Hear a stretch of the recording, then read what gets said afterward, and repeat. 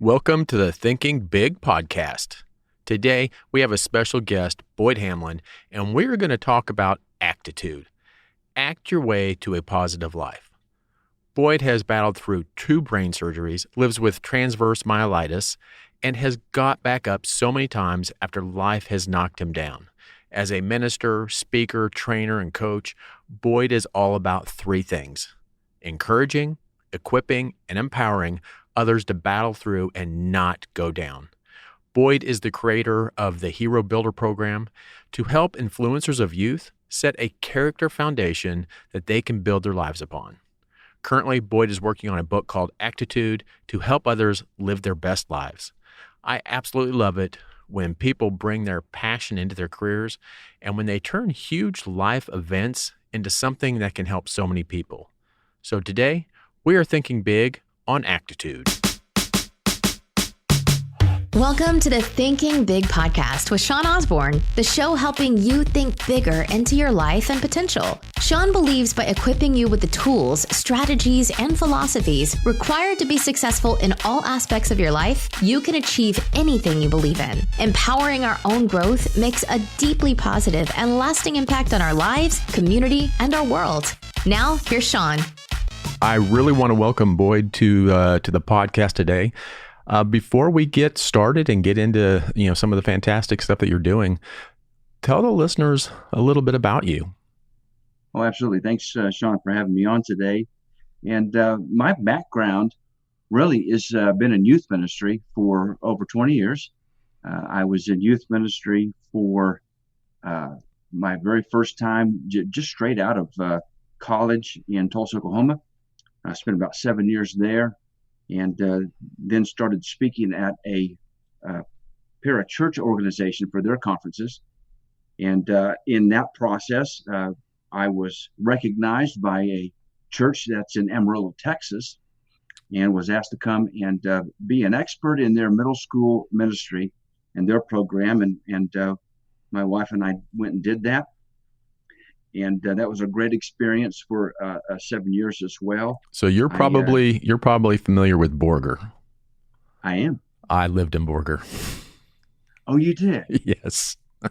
that is a fantastic place, and I do believe that if not in Borger, that someplace around that community, the church is now called Hillside Christian Church. They've got a multi-site campus there that is doing very well. They've got several of those in the Panhandle area, and it's going very well. But I decided to take a challenge and come to New Mexico.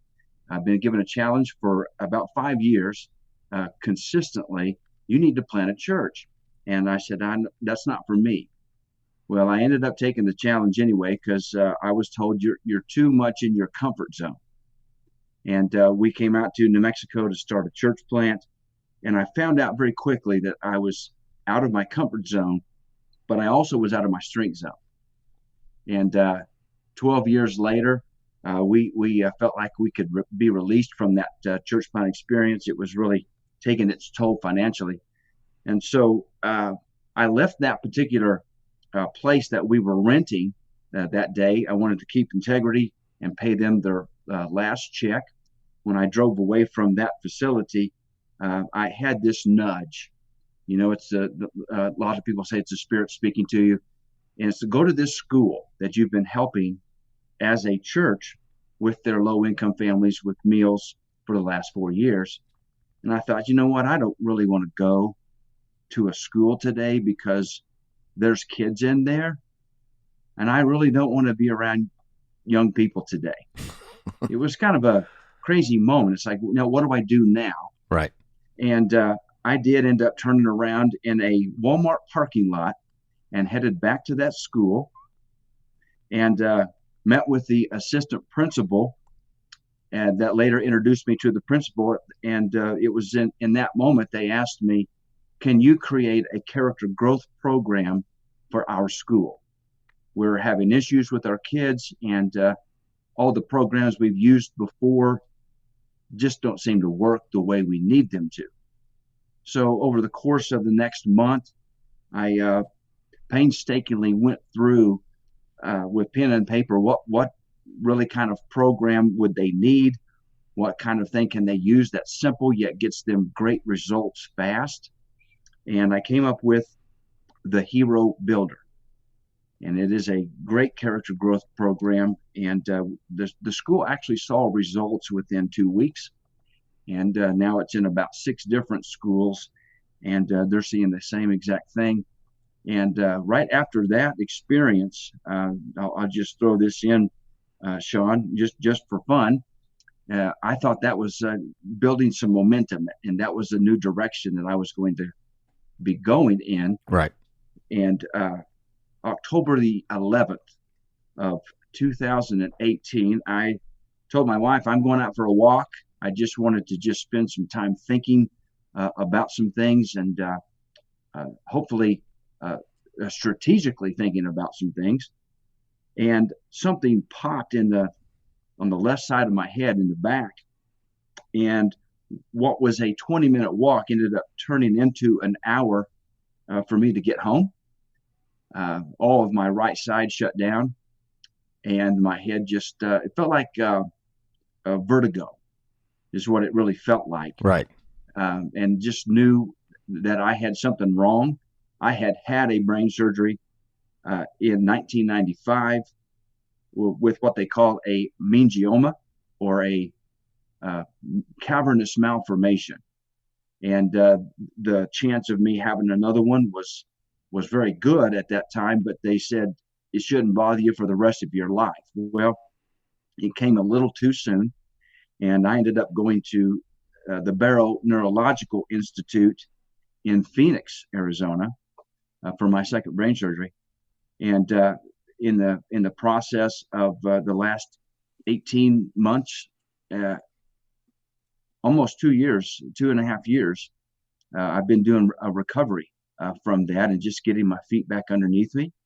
And it's been a challenge. It's been a challenge, to say the least. Yeah. So how do you we'll get back into other stuff, but on the Hero Builder stuff, how do you think that can work in this new world of home-based stuff where we're all staying at home, we're isolating, my granddaughter, matter of fact, she's not going back to school this year. She's doing everything from home.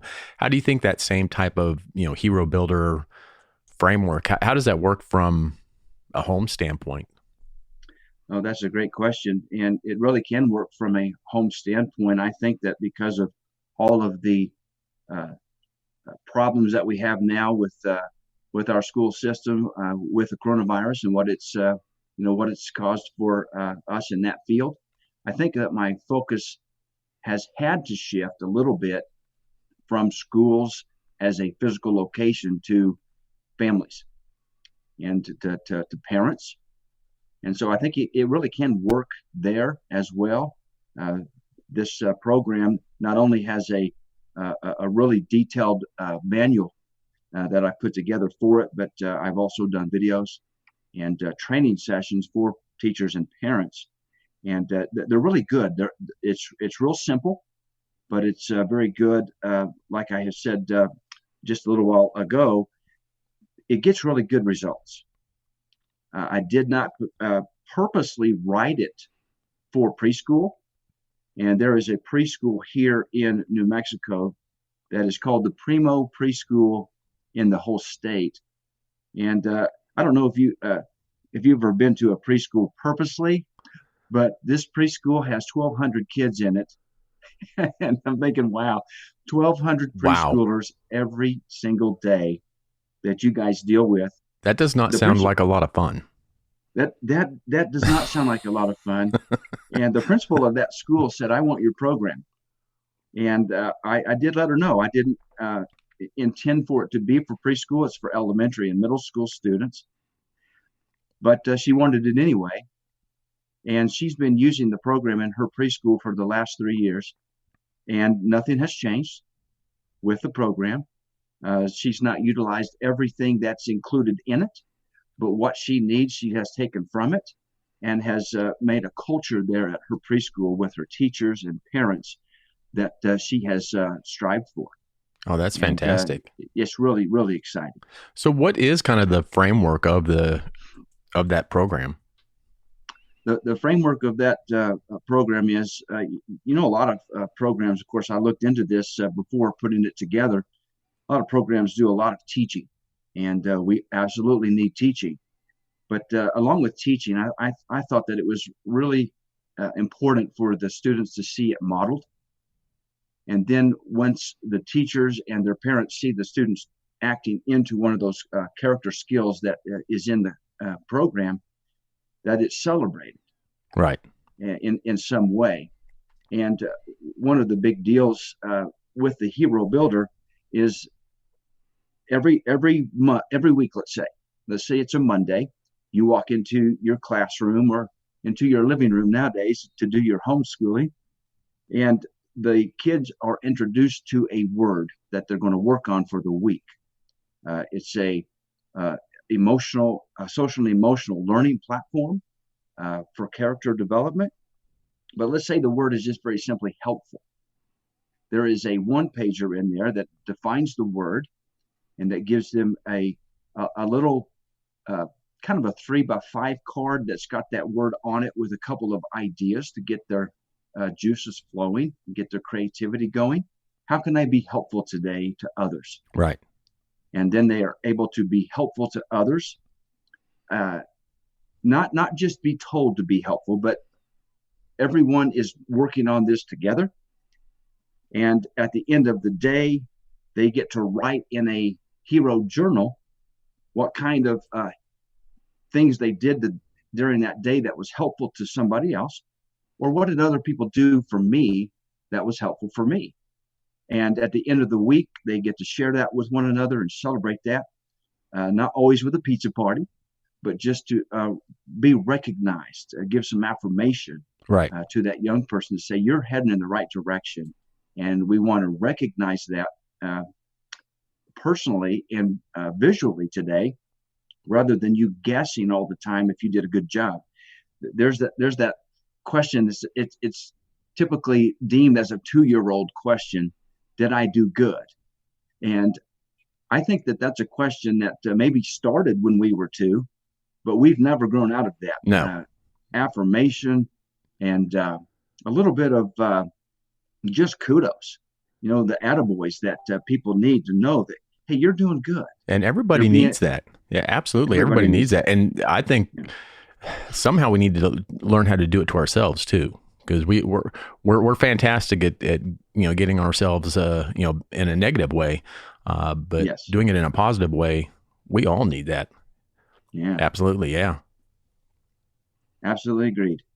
And so, like one of the things that I've started doing with my granddaughter is we got her a journal, and one of the things in the journal is daily gratitudes that she writes down what she's grateful for, that day. And I think these types of programs are extremely, not only I think are they extremely important, but they're very much needed.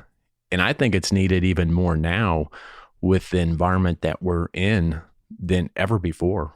I think we have to have these programs for the kids. We've got to be able to get these kids to have those affirmations, have those positive beliefs, have those positive thoughts. And God, sitting at home, it's just, boy, it seems like it's going to be a hard road.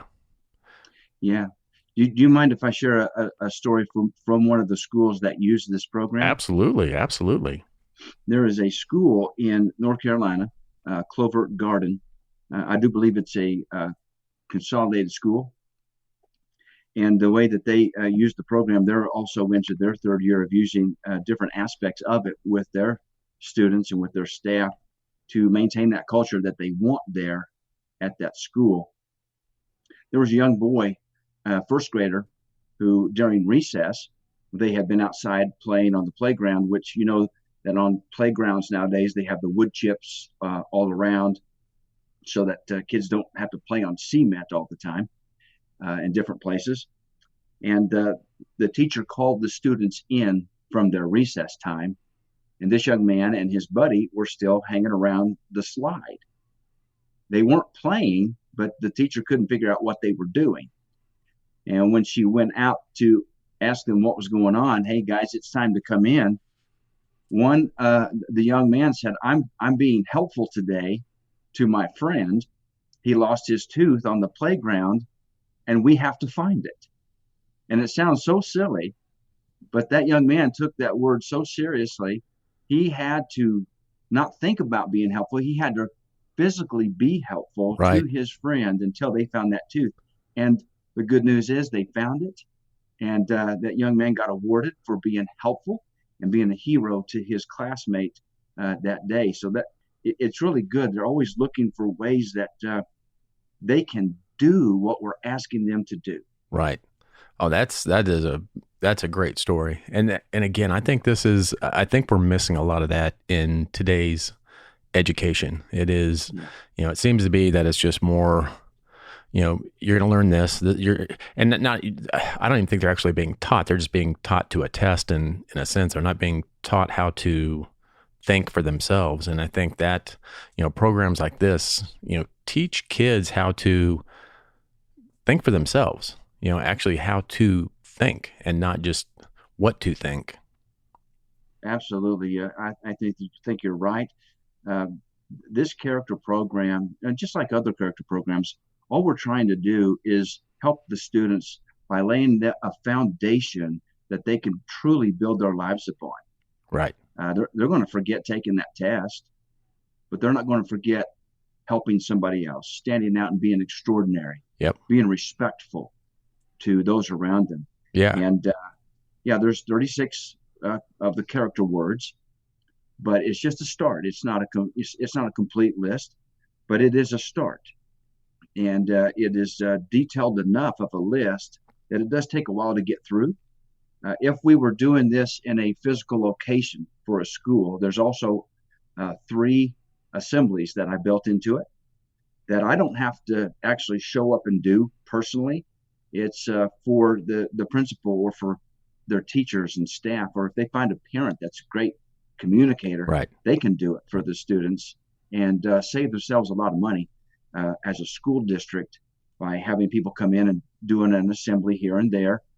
This program allows them to do 3 assemblies by themselves for their own student body, and video scripts on how to create the videos using their own students and their own staff on, this is the word we're going to talk about today. We're going to talk about the word honesty today. And it's somebody that they recognize from their school who is making that video, sending that video out to the classrooms on a weekly basis. Right. Instead of them having to see my face, which, I've done the videos for backup, but at the same time, it's like, what? They don't know who I am. Right. They know who their teachers are, their principals and fellow students are. Yeah. And you're absolutely right. They're going to remember when you put emotion with something that you learn, for me, that's when you remember. So yeah, that kid's going to remember that day that, he was helping. They're going to remember these things because we're putting emotion with it. I guarantee that the kid has no idea what they did in school that day. Absolutely not. Absolutely. There's no way he remembers a damn thing from class. 2 + 2, whatever it was, I guarantee he doesn't remember a damn thing, but he remembers that. And he will. He remembers that. I mean, could you imagine that young man going home to his parents and saying, what I did today? I helped a buddy find a tooth on the playground. He didn't say a thing about what happened in the classroom, nothing in the lunchroom. There's nothing exciting in there, but he's telling you what he's learning. Yeah. And that was his idea. Right. That was his idea. Sean, you brought up earlier of affirmations for ourselves. And I was doing a quick read through the book of James, of all places, this last week. And there was one verse that stood out to me. And it was like, wow, I'd never seen that before in all the years that I've looked through that particular book.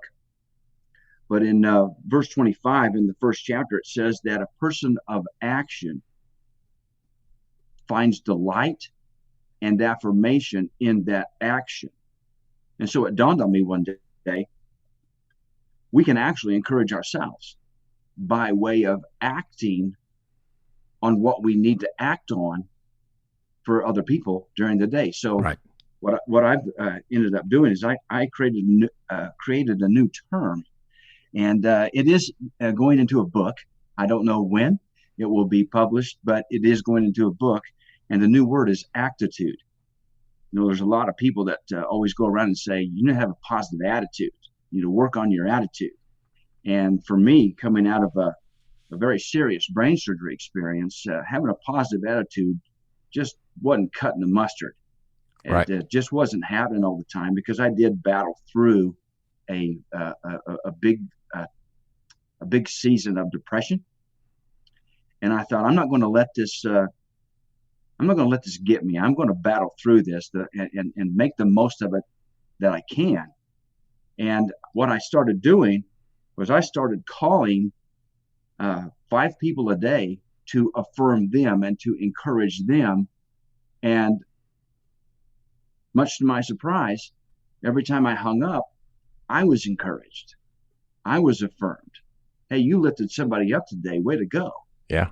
And I think that adding action to my attitude, it has really helped me to move towards the positive life that I want. And so I really am, pretty serious about that new word just for myself. If that's all the person that helps, that's fine. But ACTiTUDE, and acting my way into a positive life, that has a lot to do and feeds right into this Hero Builder program for young people. Yeah. And that's the thing. We can't have what we don't give. And it's a kind of to me, it's a law of the universe. We cannot have what we don't give. And Absolutely. If we don't give gratitudes, we don't give, uplifting advice or uplifting feelings and emotions to other people, we don't, we can't necessarily have them ourselves. We have to give them. Always Absolutely. Give before you get. That was a hard lesson to learn for me. Yeah. I was always I just want them all. Yeah. I learned that, you have to give to get. It's kind of a law. Yeah, it's kind of a law, and it's kind of funny how that works, isn't it? It sure is. Tell me a little bit about John Maxwell. I know you're involved with the John Maxwell team as well, and that is, to me, that's such a fantastic organization from many different aspects, but from a leadership and from a coaching aspect, that is one fantastic company, or one fantastic family, I guess you could say, of people. It's a huge group, but it is very meaningful. It is, Sean. I started my JMT journey back in 2014, and I had just got myself into the middle of this church plant that I was doing, but it just for me personally, I have had a rough go in church work. It's not always been rough, but there's been some rough spots, and I needed kind of and you said the word earlier, kind of a family experience in my personal development. And I was at a place where I needed to grow myself more. I had spent years and years growing and serving others. And I made the big mistake of forgetting to grow myself and forgetting to lead myself in all of the things that I was telling other people to do for them. I think John has said before that it's easy to lead other people, but it's really, really difficult to lead yourself. And I had that task in front of me. And when I joined the JMT and ended up going to Orlando, Florida for the first International Maxwell Conference, I didn't know what to expect. I just was glad to be around like-minded people. Yeah. And like-valued people. When that first session happened, when they stand on their chairs in this big ballroom full of people, holding up numbers saying, hey, come over here, sit with us, and you make sure on your lanyard you've got the right number, you're at the right table. Once I got to the right place where I was sitting, I just kind of had to sit there and tear up for a minute, because I knew I was in a good environment. I knew I was in a place of people that were ahead of me, people that were a little bit more intelligent than me in lots and lots of different areas. And I was really a part of the family. And I did really feel that way. It should be called the John Maxwell family. Yeah, absolutely. I really felt that way when I was in the room. And a lot of the experience that I had there, it's kind of weird. I love to interact and ask people, hey, how are you doing? What's your name? All of that. But just to step back and let people do that to you was a very different experience. I have served on the President's Advisory Council through a lane that they called the Impact On. They did a lot of calls through Impact On calls. How are you influencing and making a difference in the world? And we would just highlight people that were on the John Maxwell team family throughout the world. And I did that for about 2.5 years with Cherie Griffin, who is a fellow JMTer. And we had a ball. We had a ball for the last 2.5 years, just helping bring the best out in others so that they could present themselves well during those calls. And the JMT business on the other end, it's going okay, but it's not going the direction that I was hoping that it would go this many years later. But we can't lose hope. We got to keep moving forward. No, and I think it's really more when you get with like-minded people, and it doesn't matter what kind of organization it is, but when you get in with, and there's a lot of people in personal development. There's, the Tony Robbins, there's, the John Maxwell, there's, so many others out there. But when you get with people who are all hell-bent on learning and they have a burning passion to learn, to grow, I think what comes out of that is much more than just what they're doing or what they're teaching. It actually, to me, it grows you in a way, especially when you go to these huge events. And when you go to these events, the energy that people put out, the energy that you get, the energy you receive, to me is far more valuable than the content you learn or the things you learn. Because at those exact moments, that's when we grow. I mean, that's when we get that burst of energy from, 3, 4, 5, 6,000 people. There's nothing like that. I mean, that is such and I think, God, that's one thing with what's going on. I think that we're going to miss that more than anything is we can do these things online. We can do these big conferences online, but we don't have that energy. And you do get some, but you just don't have that energy that everyone's giving out.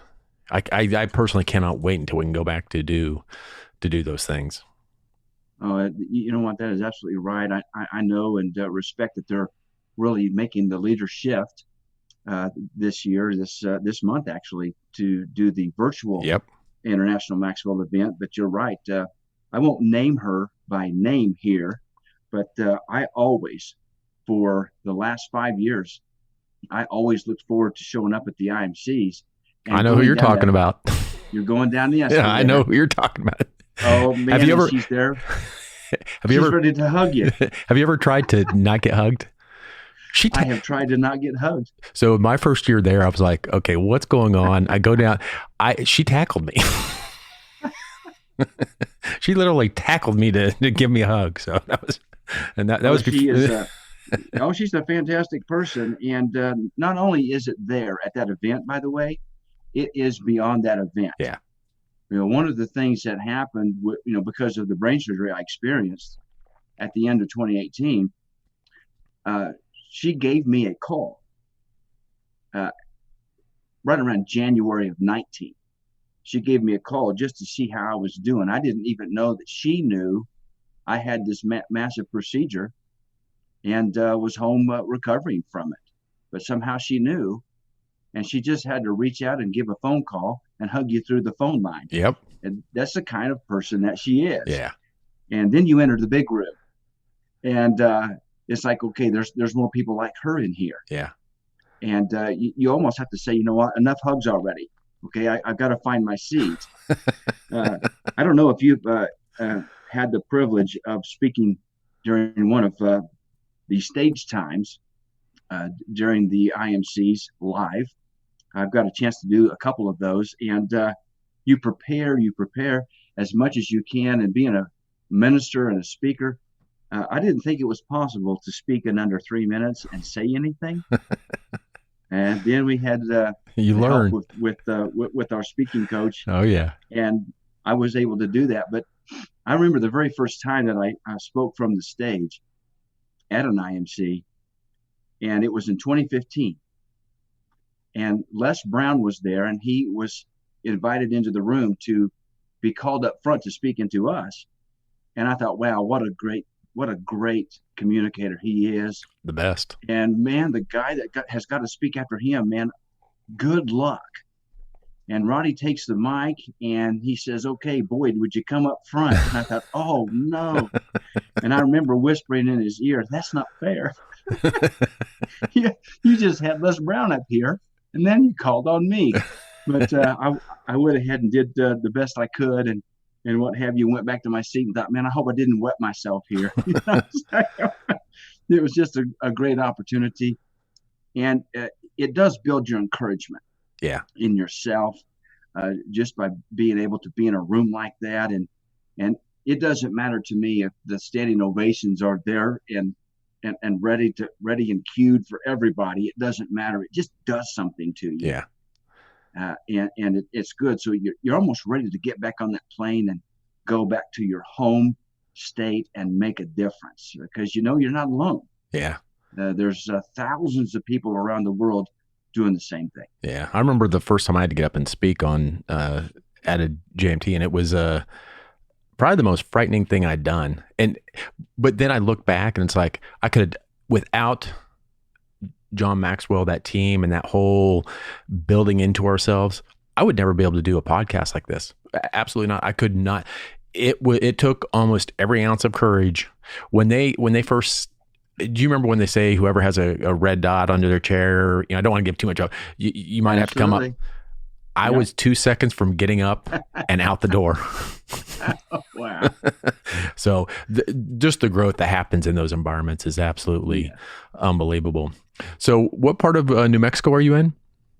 I am in Rio Rancho, New Mexico. Okay, that's right outside Albuquerque. Yeah, right outside of Albuquerque, not very far from there. And so I get to interact with a few JMTers who are in this area, at least the ones that reach back out.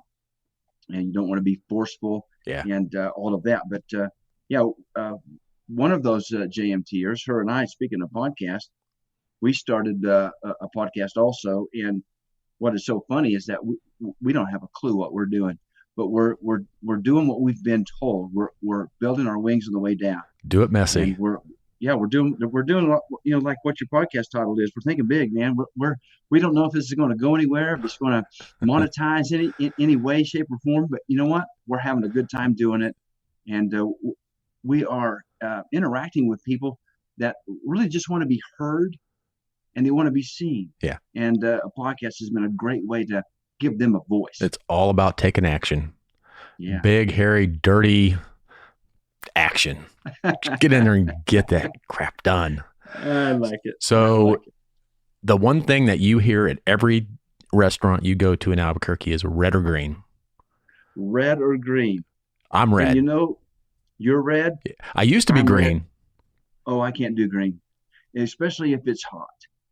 If it is, I went to a place out here. I'll say the name of the place, Sadie's. I love Sadie's. Oh, Sadie's is one of my favorite. You're originally from around here too, aren't you? I grew up in Santa Fe.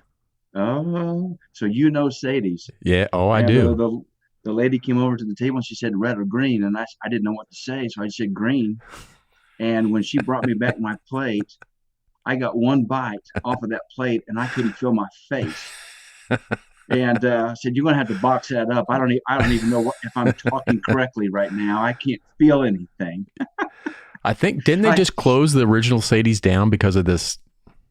They did. Yeah, that's what I heard. That's unfortunate, but yeah, unfortunate. It is. You go to Sadie's or a place like that gives green, seriously hot chili. Mm-hmm. You can go right directly to the dentist and have them do whatever they want to you.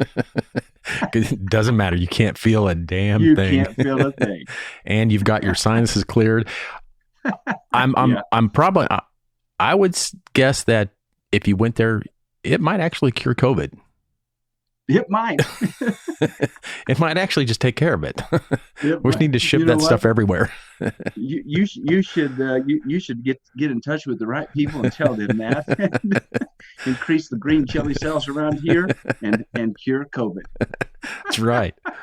Well, I'm telling you, it's been an absolute pleasure and blast having you on the podcast. Information is fantastic. What's the best place for people to contact you? Well, I would say right now, Sean, that the best place is a email address. I've got a couple of websites that are kind of in transition right now, trying to hang on to the domains and what have you. But the best place to reach out to me is herobuilder2020@gmail. Okay. And if anyone wanted information on the Hero Builder program, that's a great place to get in touch with us. If they also wanted to just reach out for a little encouragement for themselves, love to do that. But that's a great place to reach out to me. And my co-host on the podcast that I'm doing is Stacy Johnston. And she and I both look at that website, that Gmail account, and make sure that there's nobody in there that we've not noticed who has sent maybe a recent email in our direction. So we're just trying to be as encouraging and as positive of individuals as we can for the people that we get to deal with on a daily basis. Yeah. And And also, the people that are listening to this podcast right now, jump over to that podcast. It's the Hero Builder. If they just type in Hero Builder in their podcast platform, they're gonna find it. Yeah, I think they'll be able to find it. Mine is very, very simple right now, and it's on Anchor.fm, and it's a free platform, and that was a big plus for me that it was free, and a good place to just get started. Yeah. And that's exactly what we're doing with that. But I'm glad to what you're doing and what you're doing on the Thinking Big podcast, and just encouraging people in the way that you are, and just making sure that people that are out there not only have a voice, but they also can get a word of encouragement. And they can get also an action step. Hopefully they can take an action step away and say, hey, I'm going to go be helpful to somebody today. I'm going to go be respectful to somebody today and lift up their spirits. And hopefully in turn, that'll lift up mine. And 9 times out of 10, it absolutely does that. And this has been a great time today, Sean. I appreciate you. Yeah. And we'll, and all this is going to be in the show notes as well. The links to get a hold of you. And again, I think I'm going to go find someone's tooth today. I think that's my goal. I'm going to go find someone's tooth. You know what? You go and do that. And hopefully it's not one of mine. I hope it's not one of mine. I can't find my own. But it's been so funny. It's been fantastic having you on, and I can't wait to. So, are you going to be on the end of August on the virtual? I am not going to be on the virtual. I'm going to take what they call the ministry. Of course, I'm not in a church right now doing anything with the staff, but what they call it in ministry is a sabbatical, and I'm just going to step back and do a little bit of reflection and stuff, and what's God got in store for me, and kind of reassess things and readjust some things. I think that's going to be important for me. Yeah. Well, without reflection, all of our journey is much less insightful. We've got to look back and kind of take an inventory and look at what we've learned. I think that's an important step that many don't do. They don't take a step back and learn from what we've gone through. Absolutely needed. Have you ever heard the term, you got to connect the dots? Yep. You got to take time to connect the dots. Yeah. Sometimes it does. It really feels like that. And I told someone last week that I've been trying to connect the dots for so long, Sean, that it feels like I am an employee at the Dippin' Dots ice cream store. And you know what? It is tedious at times, but I think we still have to keep trying to connect those dots and see what am I supposed to do? What shift do I need to make to enter into the next thing that is is for me? Yeah, absolutely. Yeah. Absolutely. Mm-hmm. Well, again, it's been a pleasure having you on. Look forward to talking in the future. And again, thank you so much for providing so much insight and so much information to my listeners, and hopefully, I know for a fact that people listening are going to get something out of this. So I truly appreciate your insight. Yeah, thank you very much, Sean. I appreciate you having me on today.